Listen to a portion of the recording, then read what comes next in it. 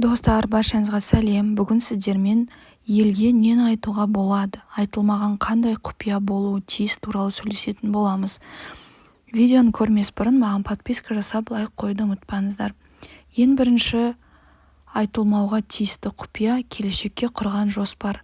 Жоспар толыққанды орындалмайынша ол туралы тіс жармау керек. Екінші құпия қайырымды істер туралы ешкімге айтуға болмайды. Қайырымды іс жер бетінде сирек кездесетін құбылыс.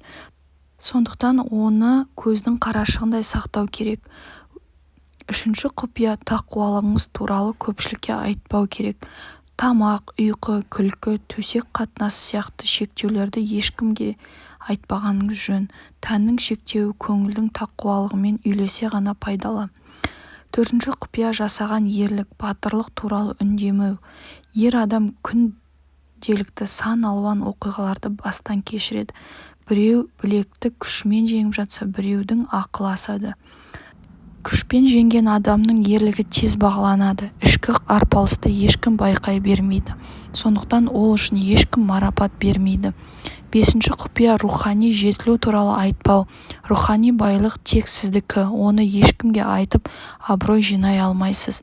Алтыншы құпия үйдегі ұрыс керіс пен отбасылық өмір туралы үндемеу. Ұрыс араласу барысында жиналып қалған зиянды қуат. Түйткілді көп талқылаған сайын оған өзіңіз көбірек сене бастайсыз. Жетінші құпия баяғыда естіген жаман сөздер туралы айта бермеңіз. Жолда келе жатып естіген бар қаңсық сөзді үйге келіп айтқан адамның тапалдырықтан аттап былғанш аяқ киіммен төрге озған адамнан айырмасы жоқ.